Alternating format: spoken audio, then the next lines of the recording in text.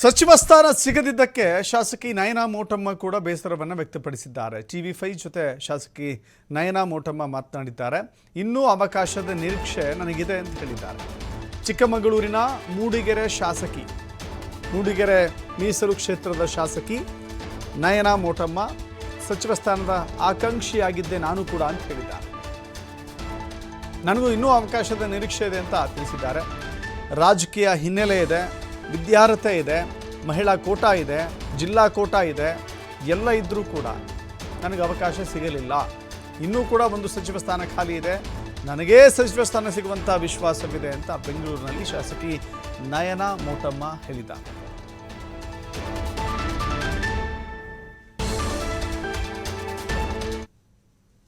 ನಮ್ಮ ಜೊತೆ ಇದ್ದಾರೆ ಕಾಂಗ್ರೆಸ್ಸಿನ ಶಾಸಕಿ ನಯನಾ ಮೋಟಮ್ಮ ಅವರು. ಸಚಿವ ಸ್ಥಾನದ ಪ್ರಬಲ ಆಕಾಂಕ್ಷಿಯಾಗಿದ್ದಂಥವರು ಮೊದಲ ಬಾರಿಗೆ ಶಾಸಕರಾದರೂ ತಮಗೆ ಅವಕಾಶ ಸಿಗಬೇಕು ಅನ್ನೋದನ್ನು ಪ್ರತಿಪಾದನೆ ಮಾಡ್ತಿದ್ರು. ಈಗ ಅವರು ಸಂಪುಟ ವಿಸ್ತರಣೆ ಆದ ಬಳಿಕ ಈ ವಿಚಾರಕ್ಕೆ ಏನು ಹೇಳ್ತಾರೆ ಅನ್ನೋದನ್ನು ತಿಳ್ಕೊಳ್ಳೋಣ.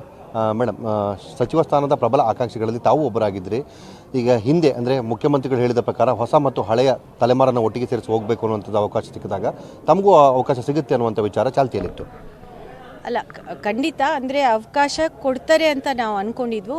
ಹೊಸಬ್ರಿಗೆ, ಫಸ್ಟ್ ಟೈಮರ್ಸ್ಗೂ ಒಂದು ಸ್ವಲ್ಪ ಅವಕಾಶ ಕೊಡ್ತಾರೆ, ಒಂದು 2-3 ಸ್ಥಾನ ಕೊಡ್ತಾರೆ, ಮಹಿಳೆಯರಿಗೂ ಹೆಚ್ಚಿನ ಪ್ರಾತಿನಿಧ್ಯ ಕೊಡ್ತಾರೆ ಅಂತ ನಾವು ಅಂದ್ಕೊಂಡಿದ್ವು. ಆಮೇಲೆ ನಮಗೆ ರೀಜ್ನಲ್ ನಮ್ಮ ಜಿಲ್ಲೆ ಏನಿದೆ, ಜಿಲ್ಲೆಗೂ ಪ್ರಾತಿನಿಧ್ಯ ಸಿಗಬೇಕಾಗಿತ್ತು.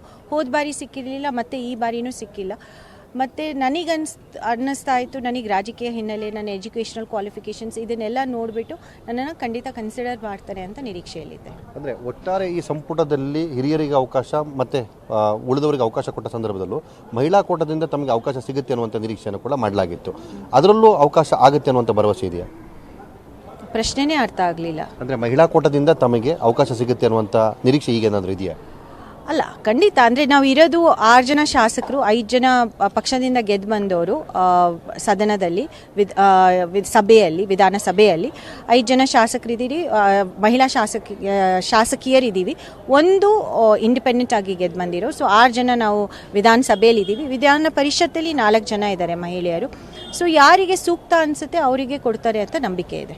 ಈ ಪೂರ್ಣ ಪ್ರಮಾಣದ ಸಚಿವ ಸಂಪುಟ ವಿಸ್ತರಣೆಯ ನಡುವಲ್ಲಿ ಒಂದು ಸ್ಥಾನ ಇನ್ನು ಉಳಿಕೆಯಾಗಿ ಉಳಿದಿದೆ. ಆ ಒಂದು ಸ್ಥಾನಕ್ಕೆ ಲಾಬಿ ಕೂಡ ಇದೆ. ಆ ವಿಚಾರದ ಬಗ್ಗೆ ತಾವೇನು ಹೇಳ್ತೀವಿ?